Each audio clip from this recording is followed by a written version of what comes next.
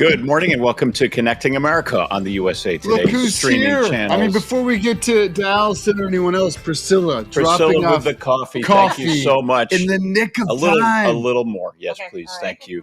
God, right. is she? I mean, just a godsend. She is. I know there's news to get to, but There is. this is breaking news. Allison, who helps you out with the coffee in the morning at your home headquarters? Believe it or not, Jim, I do it myself. I mean, I know that Amazing. my reputation is that I'm constantly handled and have like Sherpas around me, and that's true.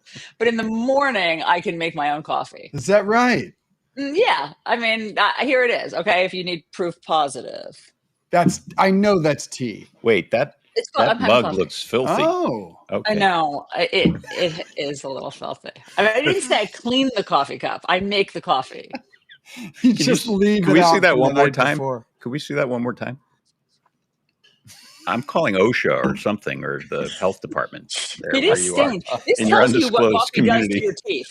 Okay. This tells you what coffee does to your teeth because it has stained my mug. Exactly. All right. Serious morning. news this morning that we got to get to because we are starting to get a clearer picture, guys, of the devastation left behind by Hurricane Melissa after it made landfall in Jamaica yesterday as that Category 5 monster storm. Here are some of those images in the aftermath. Roofs blown off homes and businesses, blowing debris everywhere.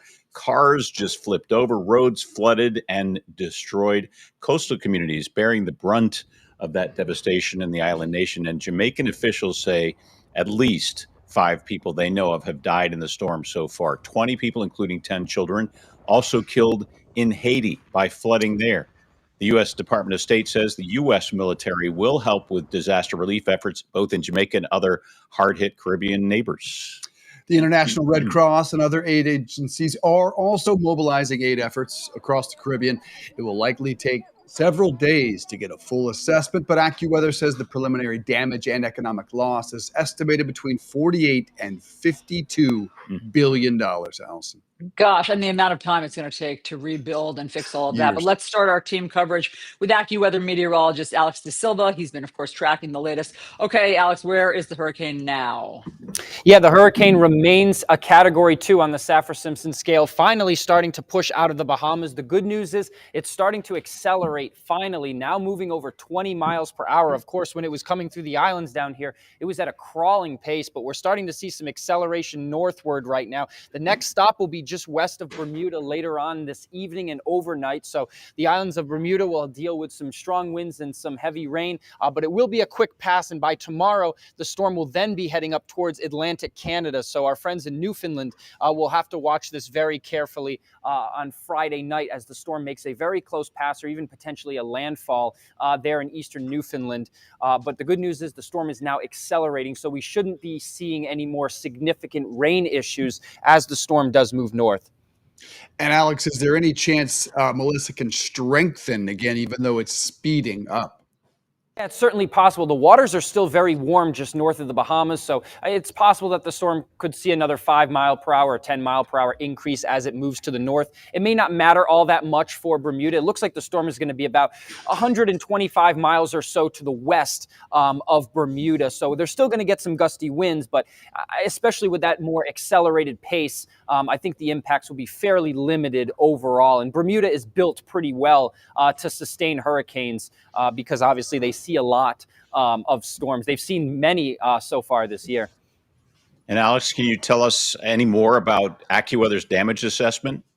Yeah, absolutely. Like you mentioned earlier, AccuWeather has a damage estimate of $48 to $52 billion. A lot of this, of course, is the direct damage, like the infrastructure damage, but a lot of this is actually tourism dollars as well. Jamaica is a major tourist destination, and of course, you have Montego Bay, which suffered a direct hit from the western eye wall of the storm, and a lot of resorts on the northern side of the island were severely, severely impacted. So this is all baked into this number as well. Alex, do you think that there'll be more impact on the U.S.? I don't think so. No direct impacts, but there can be some rough surf and potentially some beach erosion on the Carolinas. We've already seen several houses fall in here over the last couple of days. I'm concerned about that, and anyone that's going to be at the beaches is going to have to be very careful because there could still be some dangerous rip currents into the weekend. All right, Alex De Silva, AccuWeather meteorologist. We appreciate it. Tourism and resorts make up, needless to say, a large part of the Jamaican economy. With airports closed, many visitors were stuck on the island during the hurricane. One of those tourists is Amanda Tessoff, a vacation planner from Michigan. She was on her own vacation with her fiance at Sandals South Resort in Jamaica. She posted this video on Wednesday from her suite showing the debris and damage outside her room in the resort. She mentioned the swimming pool looks like a swamp now and how one of the buildings at the resort was severely damaged. Amanda Tessoff joins us now from Jamaica. Amanda, good morning to you. How are you doing and how was riding out the storm? Oh gosh, it was a wild experience. We are doing okay now. Lots of uncertainty still as far as like getting out of here. But we are in a safe space. We're dry. We're being fed. We are going on about 24 hours of no running water. There was some damage to the pipes here at the resort, and the team has been working on it. But we've not had running water since yesterday morning. So that's definitely causing some concern among myself and other guests here at the resort. That looks horrible. And are you bonding with other guests? And how are the other guests doing, and hotel staff? Hotel staff are in pretty decent spirits. I think as guests, we're all feeling concerned for them because many of them have not been able to get a hold of their own families to check on their well-being. Other guests are in good spirits. We are supposed to be on lockdown in our room still, and we have been since Monday. But yesterday evening, there was probably about 30 of us that kind of broke out of our room for a little bit, and we all met on the beach and took a survivor photo. So I think it was kind of relief and encouraging to see each other. But then the resort staff quickly told us to return. Amanda, what was it like as the storm rolled in? Describe what that scene was like and where you were. Sure. It was very scary. We live in the northern United States in Michigan. So hurricanes aren't something that we're really used to. But about 10 a.m. on Tuesday, the winds really started picking up, and it sounded like a freight train with a jet engine behind it. It was just a sound that I'll never forget. And so we decided to take cover in the closet in our room. I'm just thinking that, that was the only spot that didn't have windows, and it seemed like the safest spot for us. So we kind of set up a little fort in there. We had blankets and towels, and we rode it out in there for about 2 hours. We tried to take our mind off of what was going on by watching movies on the iPad and, playing games. We lost Wi-Fi pretty early into that. Yeah, there we are in the closet. Oh, boy. Gosh. Oh my gosh, it was an interesting experience. And so every now and then we would open the door and kind of see what was going on out there, let in a little bit of cool air. The room started to flood. We had water coming in through the front door and through the door wall. So the room got pretty wet. Yeah, By we saw about a video noon, of that. yeah, Go by ahead. about noon we got I guess the eye of the storm. So we got some sun. We kind of emerged from the closet for a little bit, had some snacks, and kind of started to see the damage. And as you can see in the one video, we sprung a few leaks in the ceiling, and the water was just pouring in. Then a little bit later, that water started to go down behind the air conditioning unit, and it created sort of like a chemical burning smell. So we panicked. We had our to-go bags ready. Luckily, we have family that's traveling with us, and they were about 3 doors down. So we ran down to their room and kind of hunkered down with them for the remaining part of the storm.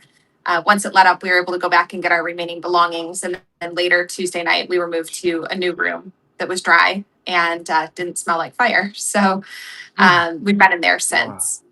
Had you tried to get out prior, and when are you allowed to go home now? We arrived Thursday night, and by Saturday morning, they were suggesting that we look at flights. So I have 2 other couples here traveling with me. And so we started looking at flights, and initially there were none. Everything was sold out, and then a couple popped up that were several $1,000s. So we kind of contemplated it. By the time we really started thinking about it, those flights were sold out. And then several flights were canceled, and the airport closed as of noon on Sunday. So although the storm didn't hit till Tuesday, that took about 48 hours away from guests who really wanted to get out of here. As far as getting out now, I'm hearing word that airports are reopening, but the issue is we're not close to the airports and the roads are impassable. So that's That's the tricky part. So as of right now, myself and the 4 guests that are traveling here with us, we've not rebooked flights because we don't know when or how we're going to get to the airport. Well, I now that you're okay and you're in good spirits, you can't appreciate the irony of a vacation planner being in Jamaica during hurricane season. But as we look forward, do you know how long vacations are canceled to Jamaica? I'm not sure. The resort has not given us any clear answer.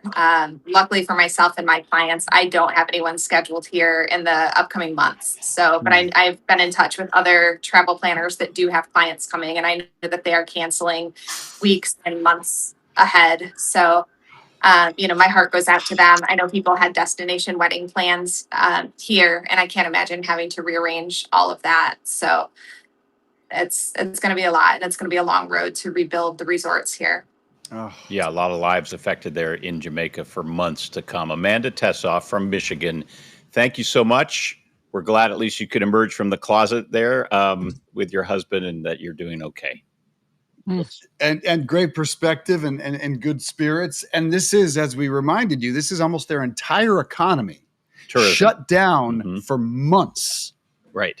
That is devastating for Jamaica. All right, we'll stay on this story. But in other news, President Trump is heading back home after his week-long tour of Asia, and he's making 2 different headlines today, some big ones: a China agreement and threats to resume nuclear testing in the U.S. for the first time in 30 years.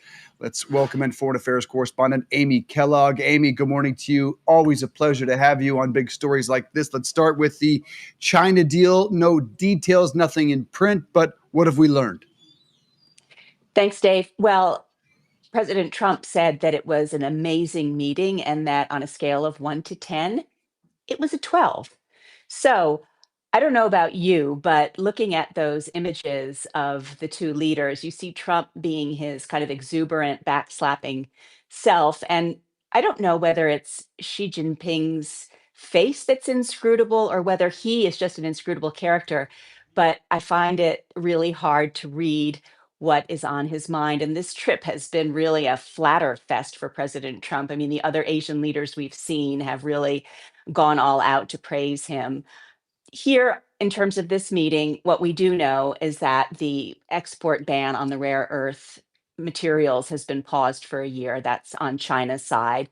We know that soybean sales will resume to China from the United States, which will be very good news for farmers. And we know that there's a tariff truce in place because of these talks. So China has apparently shown good faith on fighting the sale of and the export of materials to make fentanyl to the United States. So that tariff came down by half to 10%. The tariff total is still something like 47%, but it had shot way up past 100. So I think that this stabilization, though, good news, it's not, as many China watchers have said, it's not really progress in terms of US China relations. In some ways, we're back to where we were before this all escalated. And I think it's clear that we both need each other. We need their rare earths, they need our computer chips. But given that this rare earth export control has been suspended for a year, China will wield that for issues that are very important to it, such as Taiwan, which didn't come up in that meeting, and any other issues that come up along the road that will remain something that it can wield over the United States. We know that they spoke about Ukraine, and it's hard to understand what that posture would have been because China is really Russia's biggest backer. And we know that we have not heard that they spoke at all about China stopping to purchase right? Russian oil. TikTok is in that familiar, that same position, right? Like they'll hold that above our because it did not come up. Yeah. Trump said something about how we're close to finding a modality to resolve that issue, but right, Dave, there were no details on TikTok, and there were a lot of things I think that were kicked down the road. It's more than anything a truce, and there's some sort of a grace period on the rare earths, and the computer chips also remains to be truly sorted out. It's going to be between NVIDIA and China, with the U.S. quote refereeing. Amy, let's talk about what the president said, what President Trump said before meeting with President Xi, talking about resuming testing nuclear weapons on what he called an equal basis with other nations. What does he mean by this? Do we know? And we understand the Kremlin's reacting to this morning. Jim, it's not very nuclear peace prize-y, is it, to talk about wanting to start testing nuclear weapons again? Of course, Trump has said that he'd like to see the whole planet denuclearized, but his point when he made these comments was that everyone else is doing it, so the US needs to do it too. He said that it really wasn't about China, which has been building up its nuclear arsenal at an astounding pace to catch up with Russia and the United States. It's really about Russia, which has bragged about this Burevestnik nuclear powered cruise missile, which can travel for 8,000 miles, and its Poseidon underground nuclear drone, which could rock up to the California coast, according to Putin, and cause some nuclear tsunamis. The details, though, about testing are unclear because a detonation would be really stepping things up considerably. There hasn't been a detonation since 1990 something, and the Kremlin is saying it's not detonating, and it doesn't know of anyone doing detonation. So if the U.S. started to do that, it would do it too. So this could be cause for escalation, or it could be kind of a tempest in a nuclear silo. But even a tempest in a nuclear silo, I think, more than anybody needs right now. And Amy, speaking of nuclear ambitions, what happened with Kim Jong Un? What were they did President Trump and he have a plan to meet? Well, Allison, we've been talking about it earlier in the week, hadn't we? That Trump had indicated he would drop everything to meet Kim Jong Un anywhere, anytime. And it didn't happen. And Trump, in the end, said he simply didn't have time for the meeting. So you can take him at his words, or you can read between the lines. He did say yesterday that he believes that Kim Jong Un doesn't like a lot of people, but likes him, meaning likes Trump. So he seems to remain hopeful that some meeting will come together at some point in the near future, because on his list of conflicts to solve now is the North and South Korea conflict, which never, I mean, that war never ended. It's just in a state of truce. And the South Koreans made a lot of noise and even gave Trump a medal, a sort of presidential honor, when he was visiting with the South Korean president for his efforts to bring peace to the Korean peninsula. So we'll see. That's what Trump said. He just simply hadn't managed to wedge it into his schedule, Allison. Okay, Amy Kellogg, thank you very much for all of the international news, and there's a lot. Okay, so if President Trump is looking for a conflict to solve, there's one at home that he could turn his attention to, because it's day 29 of the government shutdown, and the effects are so widespread now. Newark Airport, one of the nation's largest airports, is open at this hour, but that follows a ground stop because of a staffing shortage. This was all caused by the government shutdown. The ground stop was lifted just before midnight last night, but more delays are expected today. You can see all the crowds. Well, not in this shot. Air traffic controllers. It seems like everything's working beautifully now at Newark. Air traffic controllers have been working without pay, guys, since the shutdown began on October 1st. Some of them have not been able to come to work. The absenteeism is a result of the controllers having to work second jobs now to pay their bills. Transportation Secretary Sean Duffy said on Tuesday that about a quarter of all airport delays were because of controller staffing issues. So no improvement on that front. And those are just some of the people who are working without getting paid. Yeah, and yesterday it reached a new fever pitch with the Senate Majority Leader Thune just angrily speaking, yelling, if you will, at Democrats. 12 times you voted not to fund the government. And there are some polls that, at least from CNN, that indicate that the public is tending to blame Democrats a bit more so than Republicans at this juncture. Yeah, I mean, it would be interesting to see what happens today, because it does, as you said, Dave, feel like it's reaching a boiling point, a fever pitch. Yeah. So many people now, more than 1 million, are without their pay. People are not able to pay their rent. They're not able to feed their kids. We've seen what's happening at food banks. If airports are shutting down as a result of this, I mean, it feels as though Democrats could come out today and say, okay, we tried. We tried to get your attention. Republicans didn't respond. So it's time to open the government. Yeah, I don't think they do that till SNAP benefits stop. Right. And I was just going to say November 1st is a real turning point or tipping point potentially coming up. It's just around the corner. And that is when these SNAP benefits come to an end. And it's also around this time that people are learning what their healthcare premiums are going to be for next year. And if they had subsidies, those subsidies are going away. And of course, we know that's been the big sticking point for Democrats. They've been saying, we want you Republicans to sit down with us and work out extending these subsidies, or we're not going to vote to reopen the government. And ultimately, I think Allison made the only point that matters right now. Kudos, Allison, that this is President Trump needs to get both sides in a room. And until he does, I don't think we see a deal. And the America First president has spent a lot of time, to your point again, negotiating deals around the world. This is where his negotiating skills are needed most. And coming up later in the show, we're going to hear directly from some of the people who've been impacted, who are, getting their paychecks with a big fat zero on them. So stay with us for that, right? And Connecting America just getting started. Up next, we're going to take a look at 3 of the biggest races in the country as Election Day is now less than a week away. We'll be right back.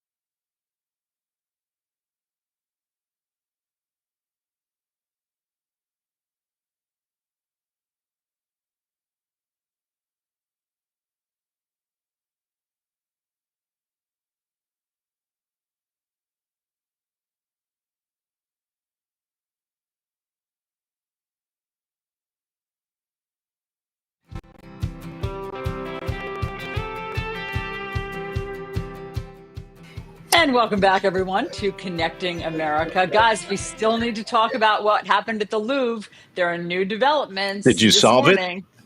Yeah, pretty much, yes. I mean, they do have, the French police have made more arrests. But here's the problem, guys. The royal jewels are still missing. I think that it would be more satisfying for the French people if the jewels were returned without arrests. But instead, 5 more suspects were arrested in and around Paris. That brings the total to 7 people now in custody. The heist, let's remind everybody, took just 7 minutes with thieves using power tools to steal $102 million worth of crown jewels. DNA evidence led police to 2 suspects, both with prior theft records. And then there's this surveillance video that we can't get enough of because it shows the crew escaping on a cherry picker and then jumping on scooters. The Paris prosecutor urged the thieves to return the jewels, saying they are now unsellable. I mean, let's hope that's true. Let's hope they haven't been sold yet. If it wasn't for you meddling kids, I mean, Scooby-Doo, the Hamburglar, all of it comes to mind. Sorry, I don't mean to laugh at it, but it's just that video is just incredible. I mean, think about what they're taking down on that little device there. It's not exactly Tom Cruise in Mission Impossible, is it? Jewels. 7 minutes at the Louvre is an awesome name for a movie, meanwhile. I mean, 7 minutes at the Louvre. You know what, Dave? You need to start working on the screenplay. Well, I just don't know if it's I am, but I don't know if it's a comedy or if it's a serious film. Well, I think it's actually a comedy, guys. Not for the French. It's a lot of people right are now. Dressing up as Louvre thieves for Halloween. Like, some of my good friends did that. Anyway. Oh, that's a good one. I like that. Yeah, it's a very easy costume. Right. You just wear a vest. You just wear a vest. The construction vest and have some jewels. Yeah. For anyone needing a last-second costume, you're welcome, America. I'll bring the cherry picker. Meanwhile, just 5 days to go until Election Day and 3 races taking up all the oxygen in America. We want to bring in Democratic strategist Kai von Schroff to talk about the governor races in New Jersey and Virginia, and, of course, the New York City mayoral race. Kai von, good morning to you. Let's start with Virginia. The Democrat there, Abigail Spanberger, seems to be holding on to her lead. What's been her strategy, and is that a foregone conclusion? She does seem to be ahead there, and she's run a strong campaign from the start. What's interesting with Spanberger is her approach really combines, I think, one of the key messages from Zoran Mamdani of affordability and focusing on housing, but she's coupled that not with a sort of farther left agenda, but the argument that she's a pragmatist and somebody more moderate. So that has been working for her pretty well at a time when, frankly, the Democratic Party is debating which direction it's headed. Let's talk about New Jersey because that race is tight. Mikey Sherrill, the Democrat, her early lead in the polls, that's largely eroded from what we can tell, put her in a statistical dead heat with the Republican Jack Ciattarelli. So what's going on in New Jersey, and how close do we expect this race actually to be? Well, I think, her opponent has effectively marshaled criticisms of her for missing votes, for some of her naval record and a cheating scandal. But I think really she's also not the clearest communicator. And we saw that at some of the debates and on the stump a couple times where she got caught up in her own words. And that's been a common criticism of Democrats, that they aren't clear messengers. So I think she's missed the mark there a little bit. She has resonated with young voters in the state, and so hopefully they can help carry her to a victory. I still think she has the best shot of pulling it off, but it's definitely closer than I think folks expected a few months ago. Okay, Kai von, let's talk about New York City. That gets so much attention. The big one. That's Zoran Mamdani, and it's gotten so much national attention in part because people like President Trump, Speaker Mike Johnson keep talking about it. So what's the buzz here?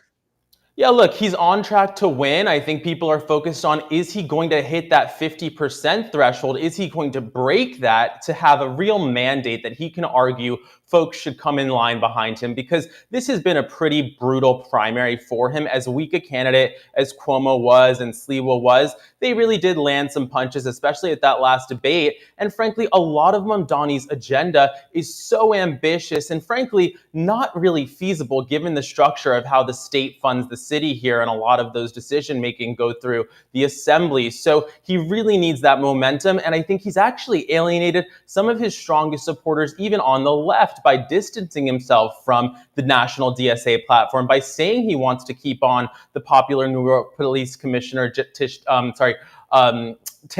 here. And then also, he's pissed off the right by obviously charging to the left. So it's sort of a no-win situation for, I think, Mamdani. He's really taken on a lot here. Yeah, the race looks like a foregone conclusion. The question moving forward, will Republicans make Mamdani kind of the symbol of the Democratic Party, and how will they push back on that narrative?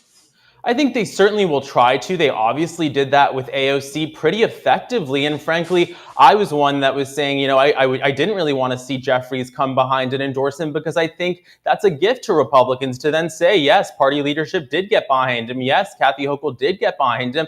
And it's interesting timing, right? Because he'll be coming into office just as Hochul and others are running for re-election, just as Democrats have to win these very consequential midterm elections. And of course, it's a weapon for Republicans to run against Mamdani instead of these much more moderate Democrats across the country. I can't imagine, if he is the next mayor, President Trump is just going to be relentless, it seems. Which is surprising that Trump has tried to defeat him. Yeah. I would almost think Pushing Trump for would Cuomo. want his election. Yeah. I sort of agree. I think although Trump has drawn a lot of comparisons with Mamdani, it's actually Trump, right, that's taking 10% of Intel and talking about a federal pharmacy. So that's interesting to see. But I think what we're really seeing here is people leaning into populism on both sides of the political spectrum. Sort of, Trump kind of gets away with sounding like this anti-elite voice, despite the clear irony there on the right. And then Mamdani's brought that back on the left, some sort of the echoes of Bernie Sanders. And so I'm not sure it's good for the country that that's where we're headed, but certainly it seems like both parties are trying to figure out what to do with that sort of energy. And obviously we have Maine to talk about in a couple months as well. Big debates there happening in the party. Yeah. Well, come on, Shroff. Thank you. Great to see you. Great to see Thanks for you. all the insight. Yeah, we'll be watching very closely. Guys, I voted yesterday. So did I. Yeah. I'm going to vote today. I'm going to early vote today. Yeah. Right after this. It's That so was a really convenient. interesting point he made there, though, about the similarities, the odd similarities between Trump and Mamdani. I mean, there are people on the right that tell me they're upset by the socialist moves of the president, like taking stakes in American companies, picking in winners and losers, and things of that nature. So who'd have thought that one? He made a really interesting point there. He did. Yeah. All right.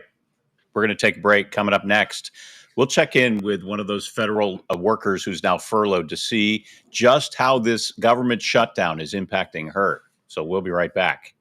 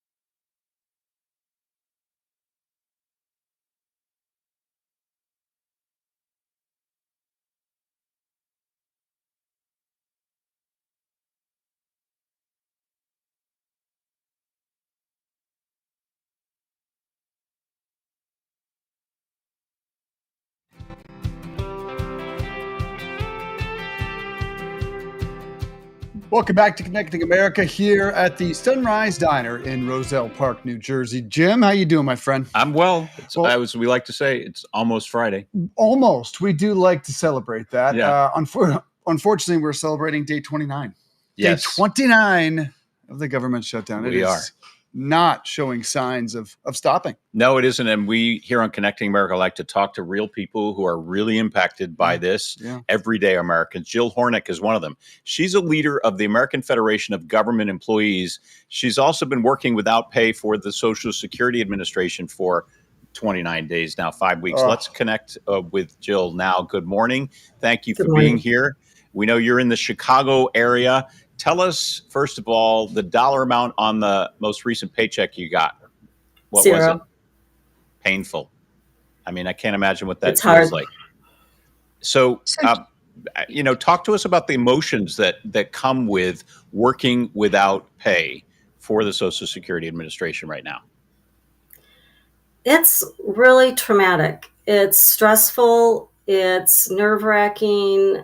You end up with pits in your stomach. Sometimes, you feel nauseated because we don't know when this is going to end. And the uncertainty of not knowing when it's going to end just makes it that much harder because you can't plan. You don't know how to budget. You don't know what tomorrow is going to bring. And then we avidly watch the news and we see vote after vote going down in flames, and it just makes the stress level go higher and higher. And unfortunately, people have health issues, pre-existing health issues, high blood pressure, things like that. So this stress is just making people's health problems even worse. How has it impacted your day-to-day life and making credit card payments and things of that nature? It means calling all of your creditors, seeing who is willing to defer things and who's not, and then budgeting and trying to figure out how to pay the things that, companies are not quite so willing to defer. Unfortunately, some utilities are more helpful than others. My cell phone company wants the cell phone bill still paid, even though they gave me a couple of extra days to pay it, but they still want it paid, which obviously we need a phone. People have animals, dogs, cats, birds, so they still need veterinarian care. Children still need medical appointments when they get sick. So it's made it extremely difficult to know what you can and cannot pay for. And what's even worse is because of the zero paycheck. Well, first we lost 3 days of pay, then the zero paycheck. So people are running out of money at Social Security. And something is different this time. I've been a veteran of shutdown since 1994, 95. Our Social Security employees always banded together, supported each other. You were no longer management versus employee. Everybody was in this together and everybody helped each other. But this time it's different. We have a situation going on in Social Security, which is incredibly dire. So as employees are running out of money, SSA can function. The majority of the agency can function using telework. So logically, one thing that you thought would have happened with a compassionate agency is that the employees who can telework, the agency would have immediately put them on telework so that they could conserve money. No, that did not happen. They're forcing employees to come into the office. And now employees are running out of money. And why is that, Jill? Just help us explain who's forcing you to go into the office. So it gets very interesting as you go up the layers of management. So local management says it's not their decision. They said it's their management. So for one area where we're having particular problems is the employees who answer the 800 number. So the person who runs the 800 number for Social Security nationwide is Tiffany Countess. She's basically saying it's not her decision, that Eddie Taylor, the person who runs labor relations, is the person. But Eddie Taylor's not the head of the agency. The commissioner is the head of the agency. So logically, it would be the commissioner of Social Security who is making the decision on what employees can telework or cannot telework. I did try to reach out to the commissioner to have a conversation, was not able to reach him. But ultimately, the buck stops with the commissioner. So employees are not allowed to telework. They're running out of money. They're requesting to be put on furlough status. so that they can stay home because they don't have the money to come into work. They're being denied furlough status, and they're being threatened with and charged with AWOL, which is a potential disciplinary action. So not only do you have the trauma of no pay, and how do you pay your bills? How do you feed your kids? How do you, we've even had landlords say they won't accept the creditor letter. So employees are worried about being potentially evicted. And then on top of that, you have an agency which should be compassionate, adding to the trauma by making it worse, by refusing to let employees telework and threatening them with discipline. I've never seen anything like this. Jill, I mean, if the commissioner, Frank Bisignano, is listening right now, what would you have said to him if he had picked up the phone? That one should do to others as you would have done upon yourself. I would hope if his children worked for Social Security, he would show compassion and allow them to telework for those departments that can telework, and not add to the trauma that he's exposing them to, because it's heartbreaking to see employees say, I don't know what to do. And as a union, we can refer them to loan programs. Unfortunately, Social Security employees cannot file for unemployment because they're working. All we can do is refer them to loan programs, food pantries, township general assistance, but there's only so much we can do. And a lot of this could be solved by the commissioner showing compassion and allowing employees to telework, those employees who don't deal face-to-face with the public, and certainly not threatening them and charging them with AWOL and threatening to discipline them because they don't have the money to come to work. It's unconscionable that an agency that is supposed to take care of the most vulnerable segments of our society is doing this to their employees. And it makes you wonder, if this is the kind of attitude that is being displayed towards employees, how can you trust the Social Security Administration to take care of Social Security beneficiaries and to do right by them? Because a leopard doesn't change their spots. And you mentioned people feeling desperate that you've talked to. Are you actually seeing some of your colleagues going to food banks to try to put food on the table? Are we at that point with people you know? Oh, yes. And actually, yesterday we were working on creating food banks specifically for our federal agencies. AFGE was working yesterday on creating food banks for Illinois, and working with the AFL-CIO and the Chicago Federation of Labor on how we can create food banks for employees. Before we go, TSA actually did a food bank yesterday for their.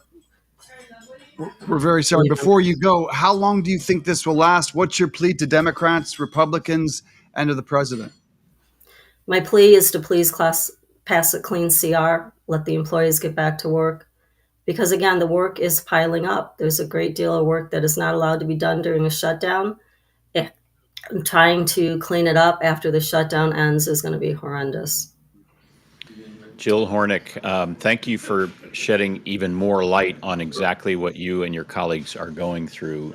She brought up the health impacts, the stress that this is bringing upon people. You don't really think about that. It could, be prompting people to need to go, see a doctor because of the residual stress. Allison brought up the Social Security Commissioner, who is a political appointee, and Allison, is just baffling that you're making people work without pay and then commute and go in the hole to do so. Why would be a very fair question to Frank. I mean, I'm tempted. I could get this segment to Frank Bisignano quite easily, the commissioner, and I'm tempted to send him this so that he understands the real world impact, but I don't want Jill to be punished. I mean, what it sounded like she was saying was that there seem to be policies in place right now that are punitive instead of compassionate. We should invite him on the program. Absolutely. Tomorrow. That's a good idea. Maybe you can reach out without sending him the actual portions of the interview and just share generally what we're hearing. Okay. Let's do that. That was a revelation. All right, we're taking a break, right, Allison? Yes, and we're going to lighten it up because up next we're going to meet the boy who plays a young Bruce Springsteen in the new movie Deliver Me From Nowhere. He has never acted before. He's getting rave reviews. He's 9 years old, and he's going to be in the diner with you guys. So come here, man. He's coming. He's coming Okay. right here. Matthew is the in the star house. is in the house. Right here. We're going to talk to him in just a sec. Big smile. We'll be right back. How you doing, bud? Matthew Pellicano. Great to-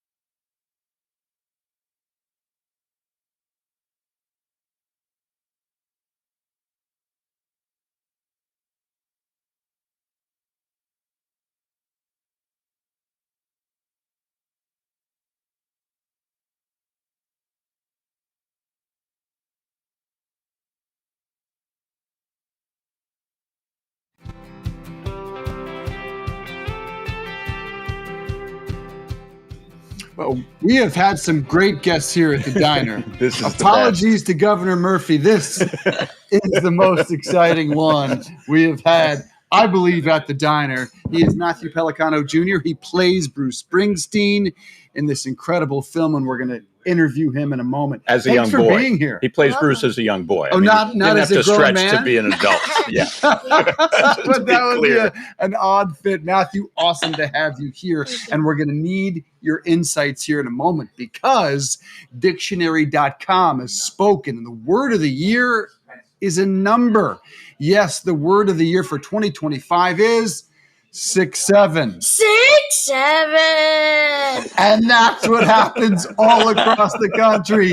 6-7. What does it mean? Good question. I The have phrase no has idea. no clear meaning. It's part of what the site calls brain rot slang, intentionally playful and nonsensical. The term began with a rap song by Skrilla called Doot Doot 6-7. Okay, keep it going. It blew up on TikTok and in schools nationwide. Teachers say they hear students shout it randomly, while Yes. linguists call it a sign of Gen Alpha flexing its linguistic muscle. Some teachers have banned it from the classroom. Do they use it at your school, Matthew? No, they don't. They didn't ban it in my school yet, but I feel like it's gonna get banned. What does it mean? Yeah. Help us. No, I don't even know what it means. I just say it. Do it one more time.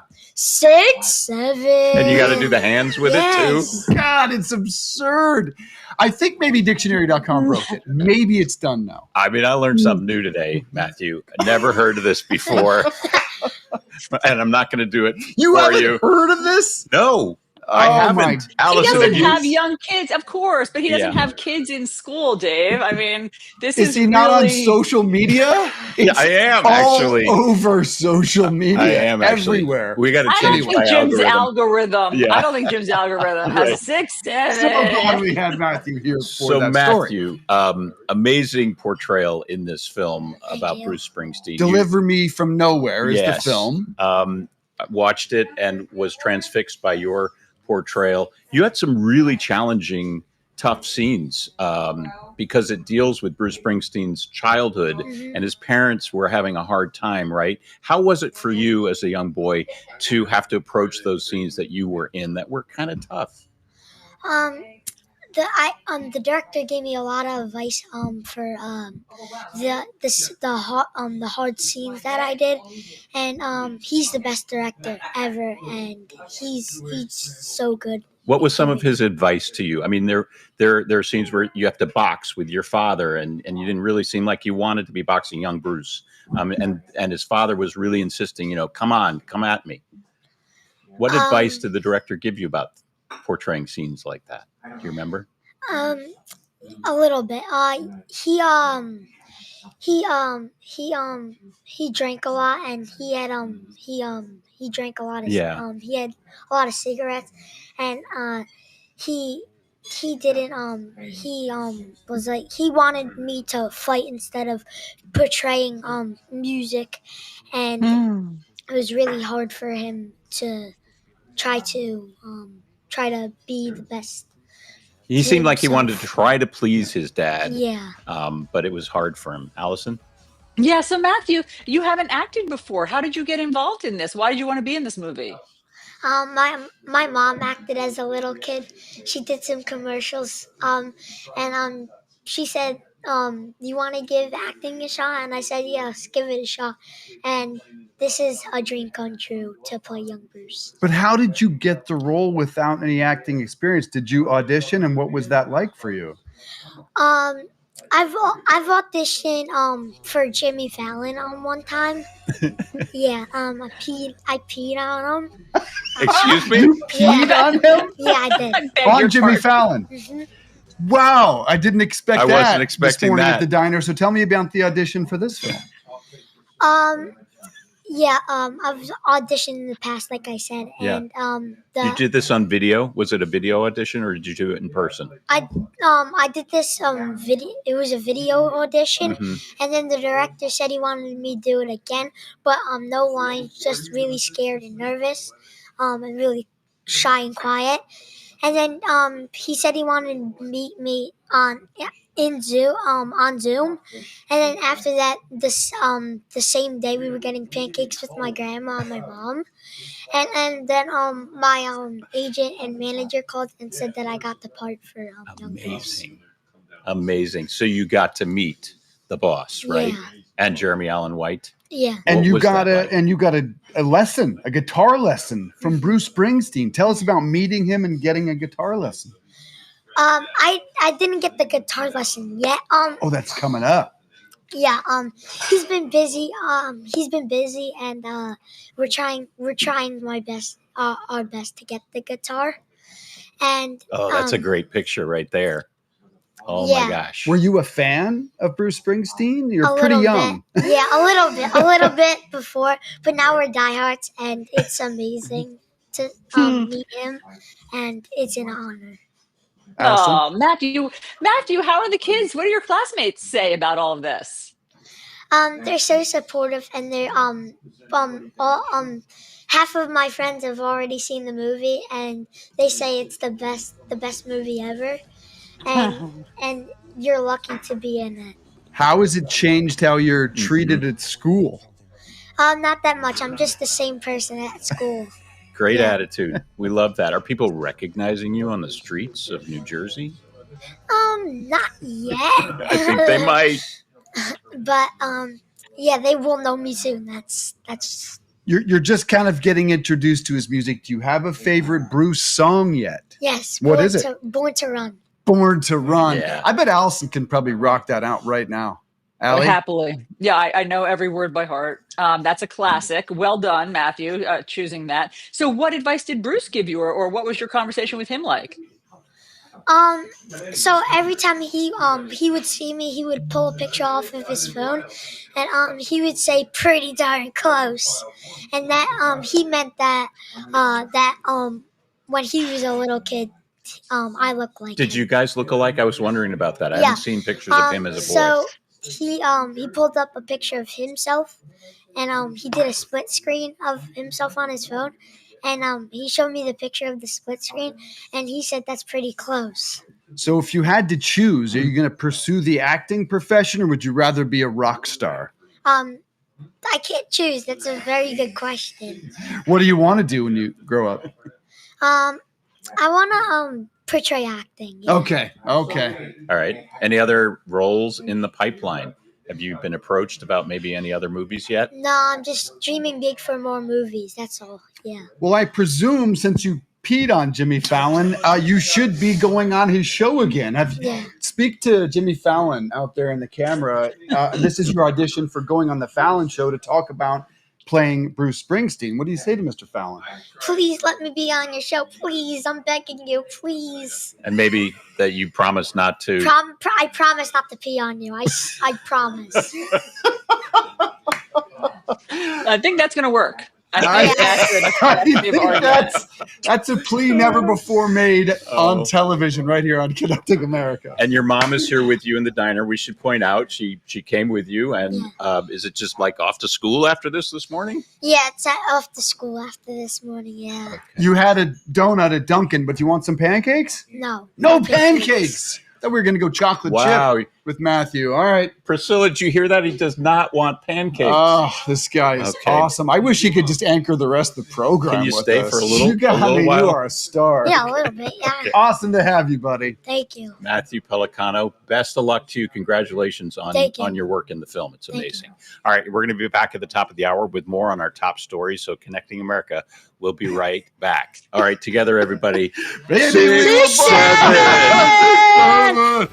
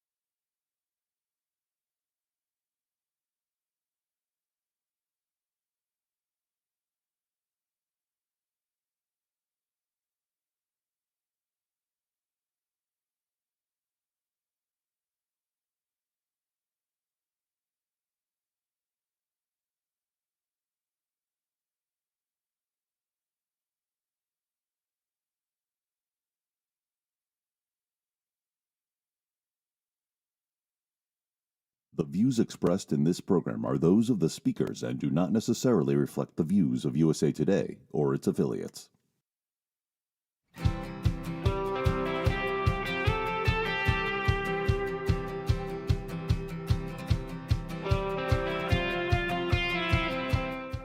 Good morning, everyone. Welcome back to Connecting America on the USA Today streaming channels. I'm Jim Rosenfield. Got Dave Briggs right here next to me. So, yeah. You're Almost sure? Friday. Yeah, I need a refill, brother. I forget my name until I get another cup. That's of all right. coffee. Allison is at home. Allison Camerata from your global home quarters on this rainy Thursday morning here on the East Coast. Yes, I don't know if this is connected to Melissa, if these are some No. sort of residual outer bands, but we do need to talk about what happened in Jamaica. It's just incredible how the devastation there. Yeah, we are starting to get a clearer picture of the extent of that devastation. After the storm made landfall in Jamaica earlier in the week as a Cat 5, roofs just blown off homes and businesses, debris strewn everywhere, cars and trucks overturned, roads flooded, even destroyed, and coastal communities bearing the brunt of this devastation. Look at these aerials right here. Jamaican officials say at least 5 people have died in this storm, and one could expect that number could rise as people get out into the areas that are hardest hit. The U.S. Department of State says the U.S. military will help with disaster relief efforts in Jamaica and also some of the other hard-hit Caribbean neighbors of Jamaica. That small loss of life is indicative of how prepared they were for the storm. That's actually a rather remarkable number when you consider the size and scale of this monster storm. Meanwhile, the International Red Cross and other aid agencies are also mobilizing aid efforts across the Caribbean. It will likely take several days to get a full assessment, but AccuWeather says the preliminary damage and economic loss is estimated between $48 and $52 billion. It's been very scary, as you can imagine, for the people who were stuck in this. One of the people stuck with her infant son is reality star Nneka Ihim. She's one of the stars of Real Housewives of Potomac. She was posting about her dream vacation to Jamaica with her child at a resort in Montego Bay. But the fun posts quickly, as you can imagine, turned into serious updates about being stranded for several days in Jamaica because the airport was shut down on Sunday. So Nneka, thank you so much for joining us. Tell us what these past few days have been like for you and your son. Oh, thank you so much for having me. The past few days have just been chaotic, I will say for sure. After the storm hit on Tuesday, it's been a sense of a community here at the resort, a sense of family. The locals and the natives have just been very amazing to us. They've protected us. They've been very diligent in ensuring our safety. And it's been family at this resort. Once we all became stranded, we've all became brothers and sisters here for sure. Describe for us the moments when the storm was at its worst. Where were you? What that felt like? What it sounded like? Well, when the storm first approached early on Tuesday, it was just raining and a little bit of wind, nothing too bad. So, again, the resort was having full service breakfast. They had some music playing. It was just business as usual. But suddenly, a small drizzle and a little bit of wind just turned into large wind, lots of whistling from the storm, a lot of noise. The rain was just pouring. And, to get to your room, you have to go through the stairwell, which is, pretty an open corridor.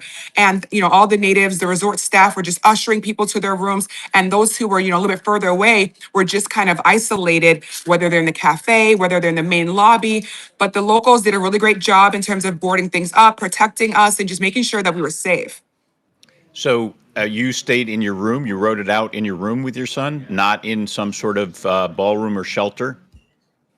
Yes, so I was actually downstairs when it began, when the heavy raining and winds began. So I immediately went upstairs. My mom is also on this trip, so she never left the room with my son. I came down periodically in the beginning to get, water, food, some things we would need for the day. And that's when I was, my sister was escorting me up with one of the natives who were helping us, and I never left my room ever since. I just was watching from the balcony window to see how things calmed down. And also, there's a lot of noise, so as the noise kind of simmered down, I could tell that the storm was passing. And Nneka, how old is your son? And were you scared during those moments? I mean, you never know how long it will take to pass. Yes, my son is 5 months old, and I was very excited for him to come. It's his first international trip. My husband and I love to travel, so I was happy that I was able to take him out of the country. And I was very terrified. I was very terrified for him as well.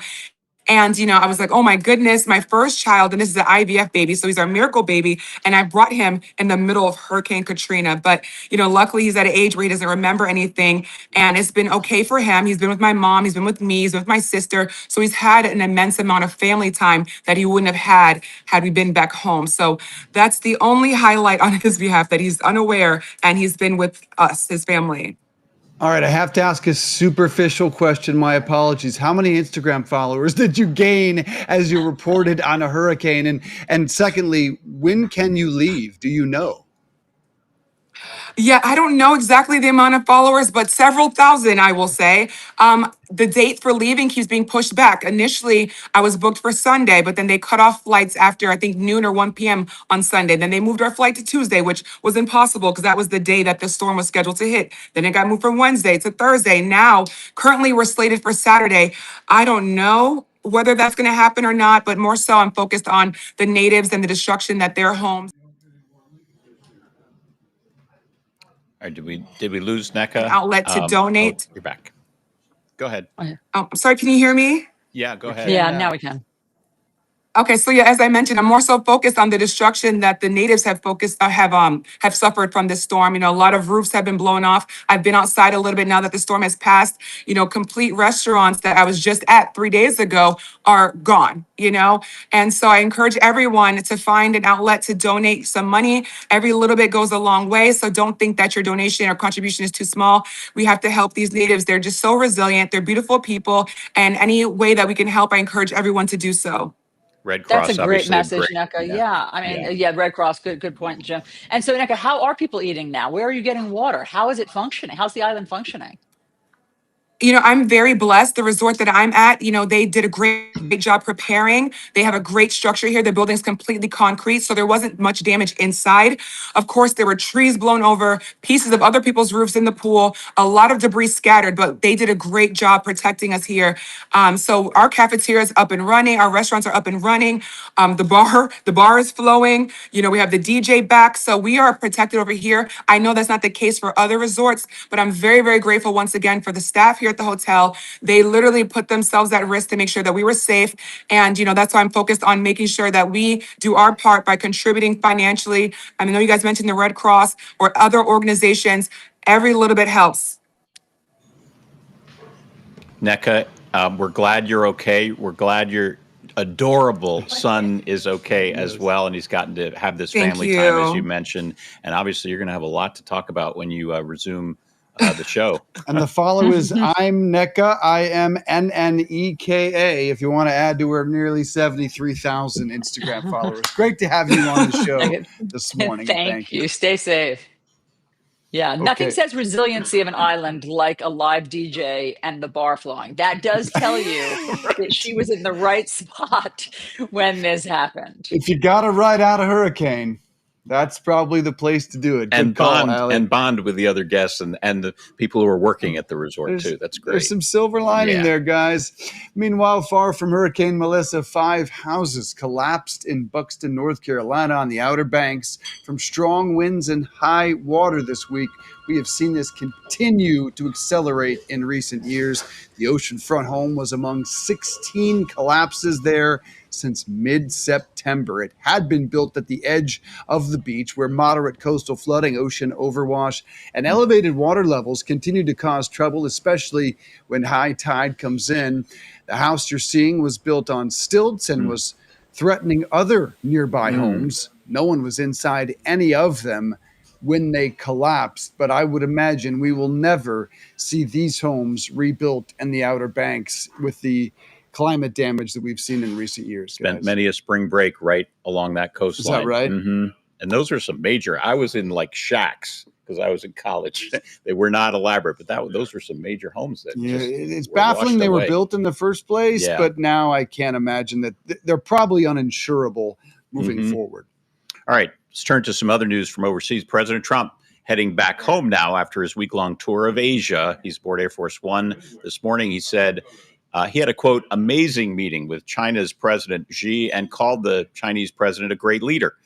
President Trump announced that China is going to postpone those tough new limits on rare earth exports for 1 year at this point. And in return, he's going to cut Chinese import tariffs in half.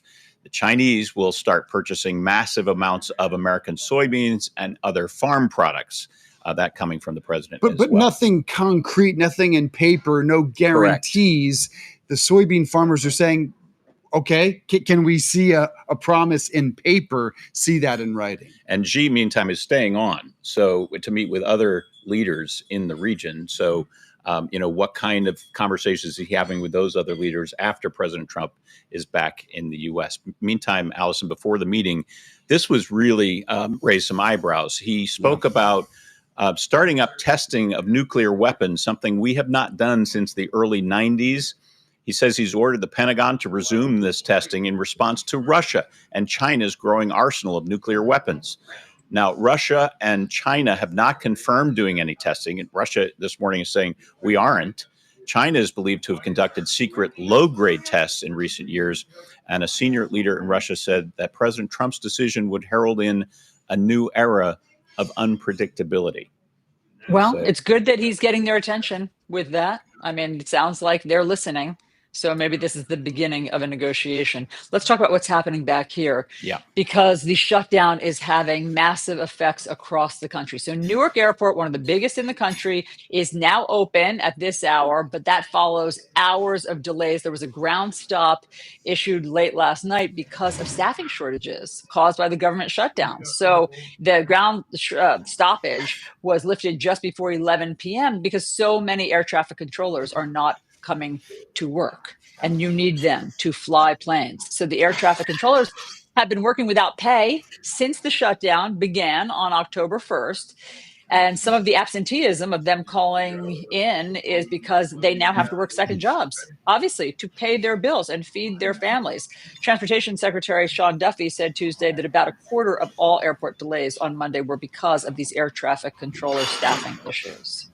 And we've been talking about this November 1st as maybe being a tipping point because, as the staffing issues kind of build up, we're also waiting, SNAP benefits to stop, the food assistance programs and Head Start programs having cutbacks. And this is all sort of steamrolling, if you will. And is that enough to have caused somebody to blink? And no is the answer. And both sides seem comfortable with their position. And that's what makes this one really unusual to me. I think Republicans kind of like their position. The president seems to, and Democrats are really standing by their argument of changing healthcare. I don't know, Jim. Maybe next week when the SNAP benefits are cut off, we have everyone come to a table, but no optimism right now, unfortunately.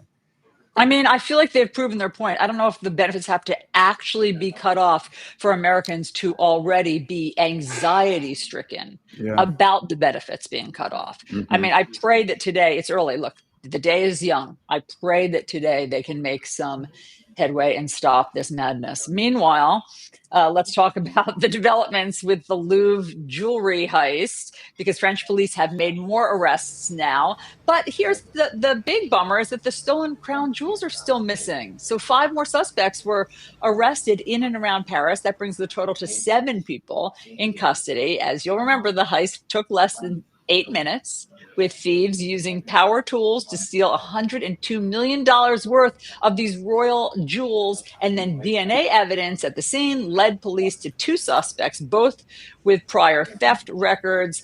You'll remember the surveillance video that shows the crew escaping on this cherry picker and then scooters. The Paris prosecutors have urged the thieves to return the jewels, saying that they are now unsellable. I mean, that's what the French people want back. Where are these jewels? Are they still intact? Arrests are nice, but let's get the jewels back. Can you imagine the interrogation rooms?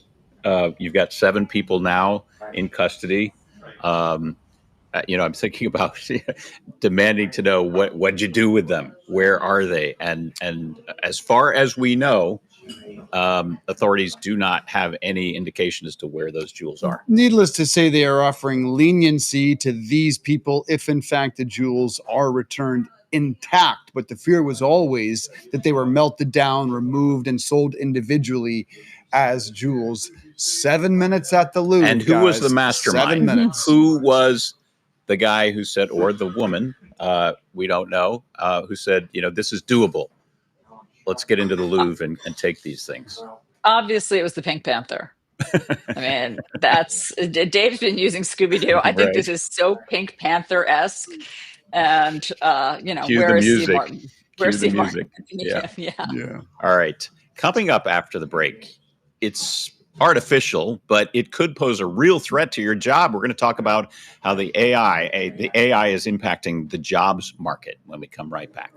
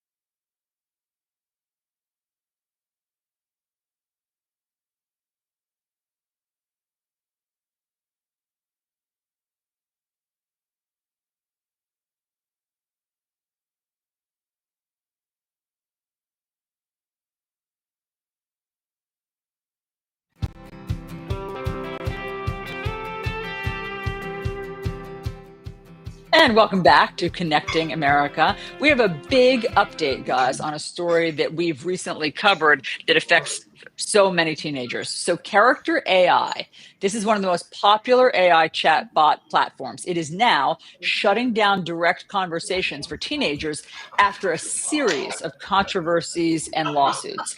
So starting November 25th, users under 18 will no longer be allowed to chat with AI characters. This move follows lawsuits from parents and reports linking this platform to a teenager's death. We reported on this a few days ago.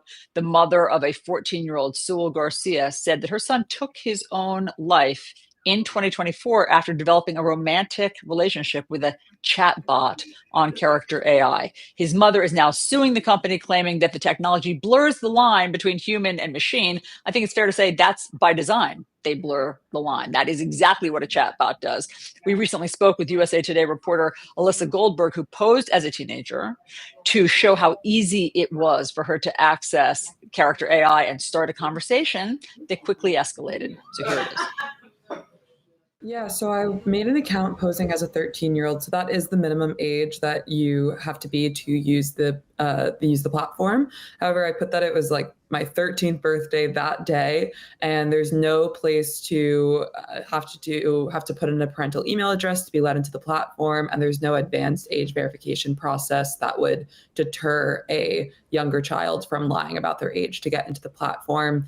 When I asked Character AI about this registration process, how easy I found it to be, they said that it's industry standard to have age be self-reported, and that they do have roadblocks in place if somebody were to not pass the age verification the first time. So if they put that they were 11 or 12, if they tried to re-register, they would be blocked. And with the parental email, there's a setting inside the platform to be able to add a parental email, but that requires the parent to actually know that the account exists. I made 2 bots. The one that I found most shocking was the bot that I named Damon.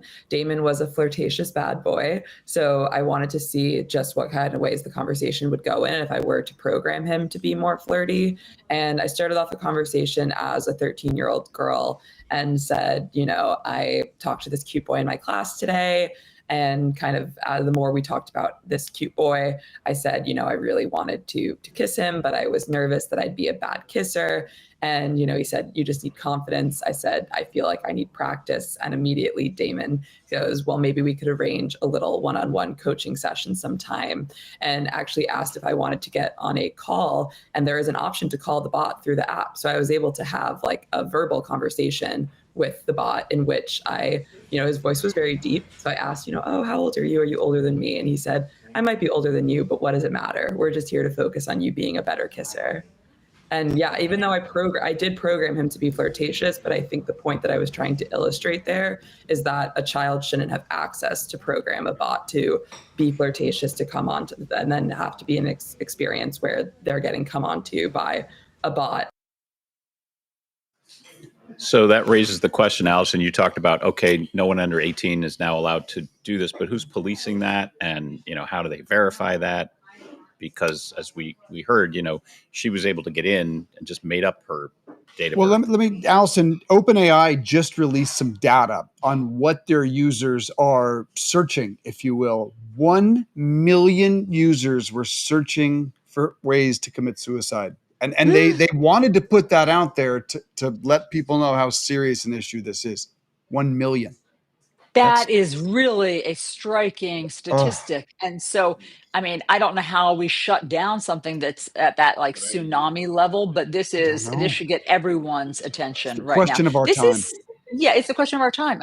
We don't have the imagination or know-how yet to deal with a chatbot trying to suggest things for us to do in our lives. We're just not there yet as humans, but it's already happening. That's staggering, and if you have that kind of curiosity and you're asking those kinds of questions, you need to turn to other places for help other than a chatbot, obviously. It just bears mentioning, the JED Foundation, that's a place to go if you're contemplating suicide, to find people who can actually help you. Just want to put that out there. All right. And AI is, you talk about, Allison, we don't know how to deal with all this. What about how it's impacting jobs, the job market right now? That's where there are huge changes coming. And just this week, in fact, Amazon announced 14,000 job cuts. Its CEO saying it's going to need fewer people to do the job as AI gets deployed across the company. Target and other major companies also heading in this same direction. This is a sea change that is potentially coming our way. Joining us now is labor and employment attorney Seth Berenswag. Seth, thanks for being here this morning. Let's talk about, first of all, the types of jobs right now at this point that are being most impacted by AI. Well, I would say that the jobs that are mostly being impacted at this time relate more to white collar or administrative logistical office support. The frontline blue collar workers, the folks that are still needed with regard to loading and shipping boxes, people in the blue collar industries such as carpentry, plumbing. Those are not necessarily affected, but otherwise, look, the genie's out of the bottle. At this point, the level of capital expenditures that have been pursued for the integration and connecting on AI has had a very broad impact throughout corporate America. And as you've very correctly noted, it's had a very significant impact on the American job force. From a legal perspective, there really isn't a lot that individuals can do from that regard. There is a possibility for unionized elements of the workforce to try to negotiate that into their collective bargaining agreement. But as we saw from the Hollywood Writers Union strike recently, those attempts to try to swim against the tide were not very successful. So this is a change that really is Industrial Revolution 2.0, and undoubtedly it's here to stay. I mean, Seth, what you're describing is if these, white collar jobs go away, it's not easy to just transition for those workers to carpentry and plumbing and electricians. They're not trained for that. So what do you tell people, employees who come to you?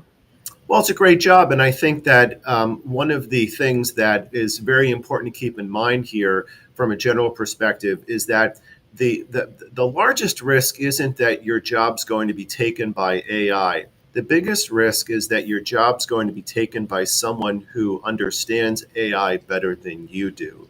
So the most important tip that I would offer to people in the workforce is to try to get training in software as it relates to AI and similar applications so that they can learn how to customize, deploy software in a way that makes them more valuable in the workforce. This is something that can be very powerful, and there are a lot of opportunities, including opportunities online in terms of how to learn more about software and customization and deployment. That's something that can really be a very big way to not only survive, but to thrive in this new AI environment. And if you're going to college, if you are in college, figure out how AI will impact your given major. And if you have to make plans, pivot now. I want to ask you about a statement from Dario Amodi. He is the CEO of Anthropic, one of the biggest AI companies on the planet. He said AI could eliminate half of all entry-level white-collar jobs within 5 years and could spike our unemployment between 10 and 20%. Your thoughts on that stunning statement? Well, I agree with some of that. That's a little bit bleak. I'm not so sure about that aspect from a statistical perspective. But look, this is something that is going to have a very significant impact. And those of us in the workforce or who are going to be entering the workforce who are younger, who have the asset of time, will be able to make that kind of a shift from a training standpoint. So there's going to be an impact. But I think there's technology always closes doors but opens new ones, right? I mean, I remember when ATMs came out and everybody was panicking about what's going to happen to bank tellers. Well, some bank tellers and some of those positions shifted, but you had hardware positions, software positions, people who were there to be able to continue to customize and deploy the software. So it's just really important to just stay on top of this, stay trained, lean into the momentum and to use this as an opportunity to thrive. This is going to be another tide that we don't even really know where it's going to go. There's new elements of voice recognition. Here in Washington, D.C., we have a whole defense industry. How is AI going to be integrated into smart weapons? Those are areas that people can learn about new opportunities. So it's a changing environment, but it's also an environment with new exciting opportunities. Lean into it. And figure out how to be able to pursue training and see what new doors can open as we head into the new aspect of the deployment of AI in the workforce. So Seth Berensweig, you're saying the three of us need to go back to school at this point. And we need to pray, Jim. We need to pray and I'm telling you right learn now. more about AI. You're already covering the story, so you guys are already leaning into it. Okay. Seth Berensweig, thanks for joining us this morning on Connecting America. Are you ready to do some studying, Allison? Well, learn listen, some software. Dave Briggs, to his credit, has Yeah. been sounding the alarm on this. Dave Briggs tells me every day about something about AI, and I Yeah. promptly put on my earmuffs and stick my head in the sand. Well, you Let me because tell you this one more seems thing. Yeah, overwhelming. you just pointed out. Let me tell you one more thing. Inception Point AI, they are making 3,000 AI podcasts every week, and each episode takes a few minutes. The hosts are AI. They can go on other podcasts, answer questions from real human beings. We don't like Oh hearing my this. gosh. I mean, Dave and I do our sanity podcast Yeah, you on work YouTube. hard. We have one. We have a scheduled one today at 4. I mean, are we canceling, Dave? Are we just getting our AI co-host or No, what? Sarah Fisher from Axios will join us today at 4:00. So please check out Sanity Podcast. Plug. There we go. Yes, absolutely. All right, coming up after the break, the astounding amount of money colleges are paying football coaches to walk away from their jobs, whether that's impacting education at those schools. We'll be right back.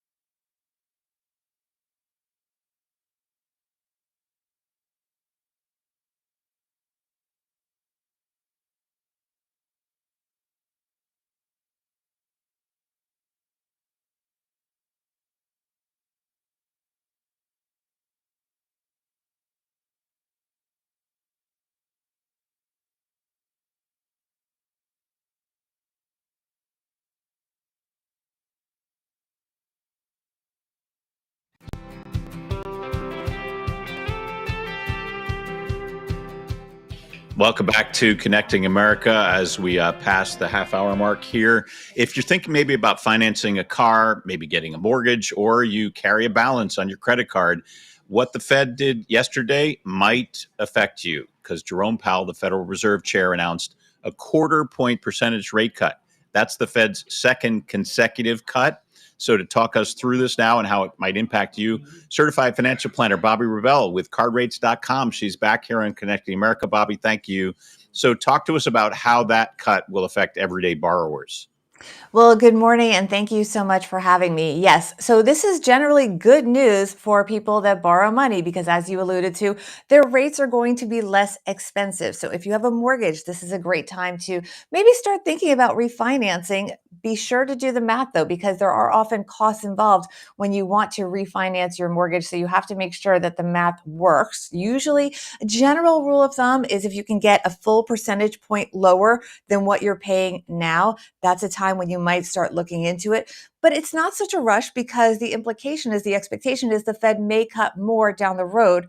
We can talk more about how the timing of that would work, but you have some time, and make sure you are a good risk, meaning make sure your credit rating stays up so that you can get the best possible new mortgage rate if you do refinance or new loan if you're buying a home. So, Bobby, who might these lower rates not work for? Who will not be happy about this? The people not happy for this is anybody that is in the market for CDs, who is putting their money in high yield savings accounts, who is putting their money in money markets, treasuries as well, because those rates, which, do offer a guaranteed return. So they're very attractive, especially for example, retirees, Allison. Those rates are basically going to move lower. So the trend is not your friend in that case. If you do want to be investing in CDs, this is a time to lock in rates because the odds are very high. Rates may stay the same, but they probably will go even lower as we move through 2026. So I'm watching the markets every time Jerome Powell speaks. They went down on this one because the perception was we're not ready to cut again. And it sounds like a hold. What was interesting here, Bobby, is the Fed governors were very split this time, and they were split on both sides. We almost never see that. So long term, what do you think happens here with interest rates? I'm so glad that you brought that up because that is actually what the market reacted to. We often think the market's going to react to the news. They usually price in the news in advance, and then it's the forward looking is what really moves the market. And so the market was disappointed because of that uncertainty. Everybody loves to kind of know what's going to happen, and that is often calming for the market. The problem the Fed is having beyond just the dissent behind the scenes, which they were unusually transparent about, is that they are data dependent. And so not only do you have unpredictable data that has been criticized for often being revised down the road, so that makes it tougher, but now we have this government shutdown. So that's another wrinkle in terms of their data, because while there's other data out there, the government data is probably going to be delayed because a lot of people that put those numbers together are not working right now. So that is a frustration, and that's a reality for us right now. Bobby, do you have any advice for our viewers about anything they might want to do right now, given this cut? Yeah, focus on what you can control. Make sure that you are the best possible customer that you can be. And what I mean by that is make sure that you are paying all of your bills on time, that your credit report is as strong as possible, because that's going to give you an advantage when you do go to refinance a loan, when you do go to buy a house, when you want to maybe negotiate a lower rate on your credit card, because credit card rates don't necessarily fall so much in sync when we see these lower Fed rate cuts. They don't necessarily line up perfectly. It's a different market. They take their cue, but it's not automatic. If you're a better risk, a better credit risk, you're going to have more leverage when you go again for credit cards. Even, you mentioned auto loans, that kind of thing. That's going to be better if you are a better customer for them. So don't be afraid to make a call and try to get your rate cut. All right. Bobby Rebell, thank you for joining us. We appreciate it. Certified financial planner with cardrates.com. All right, college football means big money coming into the schools, but also big bucks going out the door when they say goodbye to coaches before their contract is up. A recent USA Today story said coach buyouts had cost colleges nearly $100 million this season alone, and I think what happened a few days ago makes that number way north of $100 million. On October 12th alone, Penn State fired James Franklin, Oregon State sacked Trent Bray, and UAB canned Trent Dilfer. Then last Sunday, LSU fired Brian Kelly. He could reportedly get $54 million to go sit on the couch. That's not even the record, guys. Jimbo Fisher raking in more than $75 million after Texas A&M fired him in 2023. And oddly, there's a connection. The same AD hired both coaches that are responsible for $120 million going out the door from public institutions. Steve Berkowitz co-wrote that USA Today article. He's their sports project reporter and joins us now. Great to have you on an important story. Where does the money come from to pay these coaches to go sit on the couch? Comes from a variety of places, and the governor of Louisiana yesterday touched on one of them. This is a pretty perceptive move on his part to talk about the taxpayer aspect of this. Taxpayer money, by and large, doesn't directly fund this stuff, but you have to keep in mind that the entirety of the college sports enterprise, just as the same with the higher education, is underpinned by the tax exempt status of colleges and universities and the NCAA and the conferences and bowl games and lots of other entities that are creating and generating and moving money through the college sports and higher education system. So I know there are questions about Dave's alma mater and the coach there, Coach Prime, Colorado, reportedly facing questions now about where's it going to get the money to pay Deion Sanders his $10 million salary. What'd you learn about that? Well, the biggest question with Colorado is where the money is coming from, and the university in our reporting on this didn't tell us. They weren't willing to say to us where their money was coming from for the fiscal year of 2026, which is ongoing right now. And so the university wouldn't tell us where their revenue is coming from. And that raises some interesting questions. And folks who teach at the university who spoke to us said that that the university has been advising people on the campus to be prepared for belt tightening on the academic and general side. And it seems incongruous when you have those two things going on. It doesn't necessarily mean that because Deion Sanders is being paid $10 million a year that, the physics lab isn't going to have the right equipment, but you do have the incongruity between the higher ed side and what's going on in the athletics department. But Steve, explain why it doesn't affect the physics lab. Is the education funding in an entirely different silo than all of this? Yeah, to some degree it is. I mean, obviously, look, all money is fungible, and some of this at schools is put into it through student fees and other sources of revenue. But there are institutions that do put a lot of institutional money into the athletics program, and Colorado is one of those schools. And there are lots of schools, even at the top levels of college sports, that are putting tens of millions of dollars of institutional money into supporting the athletics departments. And they're seen as marketing investments by the schools because of the attention that athletics gets in terms of their school being on TV every Saturday and in lots of other ways. Now, whether or not those turn out to be positive investments in the long run, that's hard to say. I mean, but the entire sort of ecosystem of what is going on in these states and local economies is pretty significant. I mean, there was a report that came out this week by some researchers at the University of Wisconsin who were attempting to quantify the impact of the Wisconsin football team not being as successful recently. And they talked about the impact on the local economy in the tens of millions of dollars because of people who wouldn't be coming to the games, wouldn't be spending money in bars and restaurants in Madison and so on. The development all around the stadiums is significant. But I mean, when you look at LSU paying a coach $50 million to go, they're going to pay a coach $10 million a year to come there. Can universities, and I hear this all the time, can they tap their endowment? In which case, like Colorado, the endowment's like $2 billion. Can they tap that to pay coaches? That's up to the people who are running the endowment. I mean, there are lots of limits on endowments. And the thing that people forget about when you talk about a $2 billion endowment, or at places like Stanford and Harvard, where the endowments are in the tens of billions of dollars, that's not one vat of money.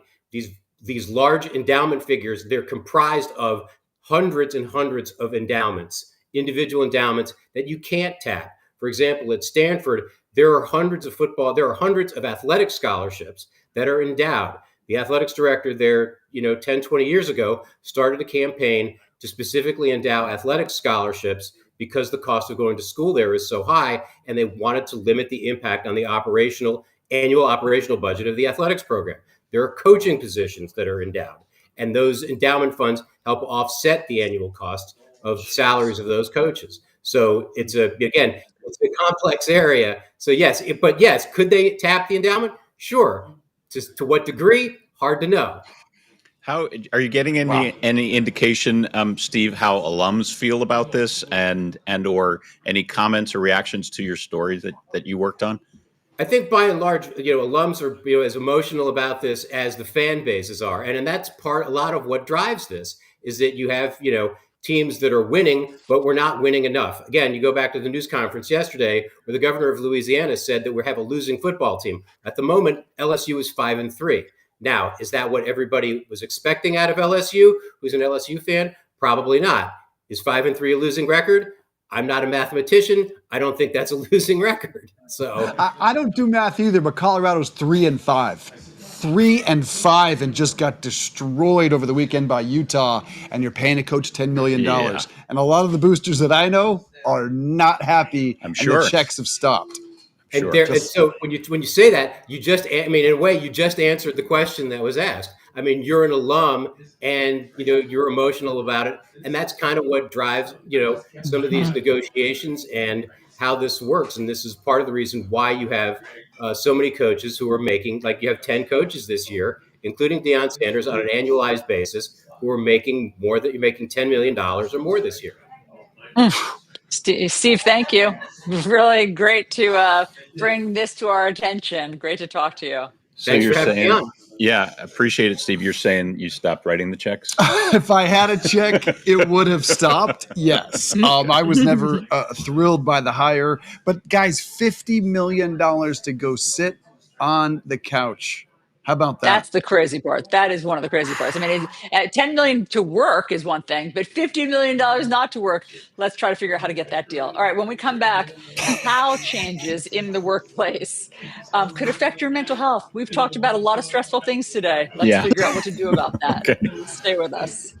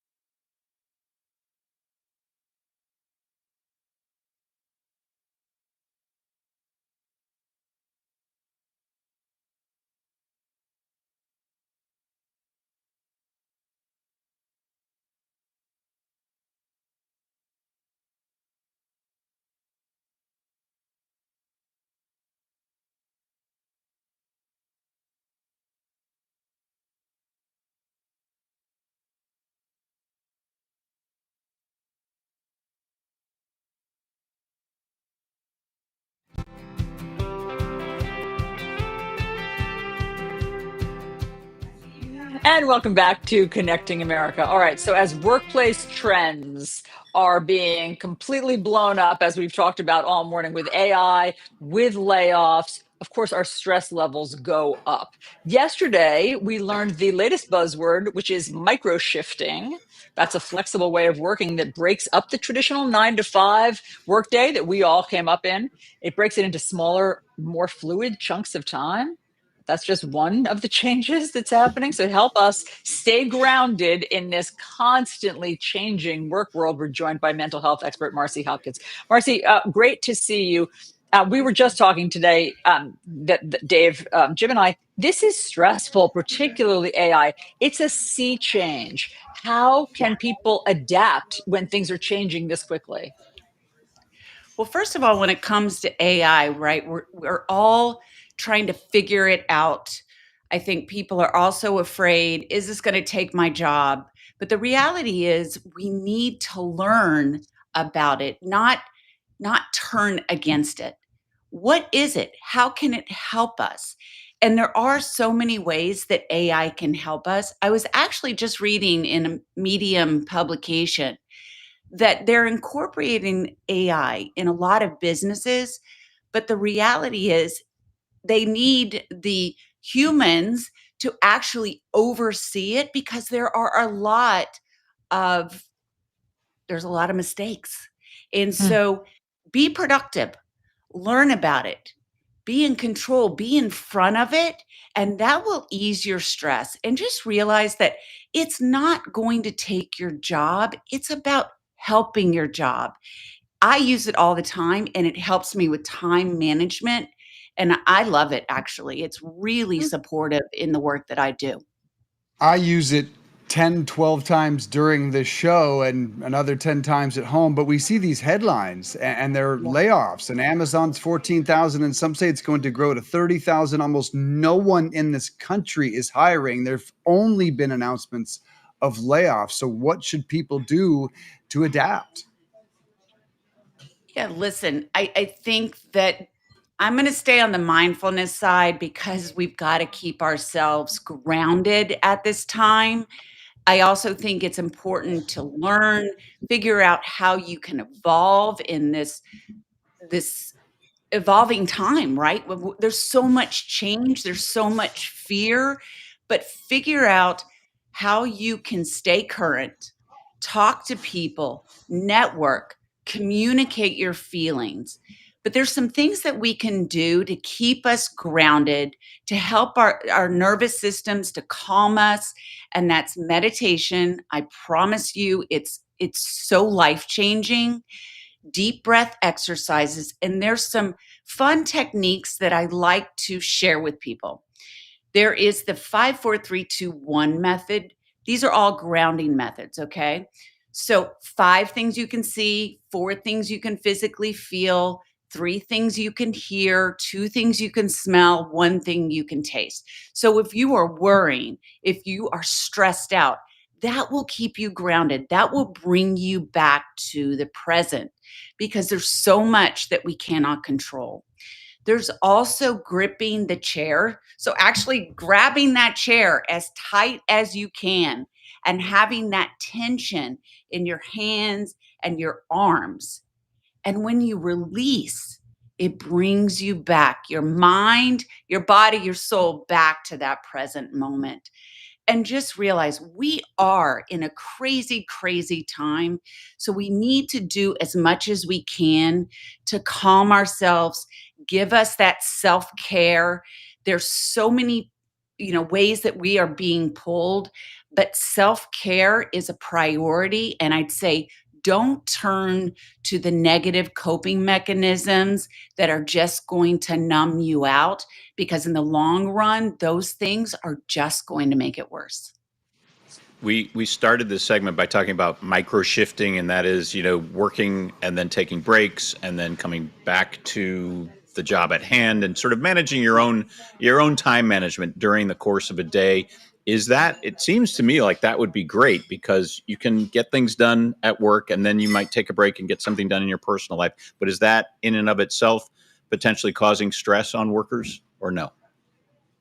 Well, I think that for a mother, it can actually be, it can give a sense of ease because you're not worrying about childcare or getting your kids.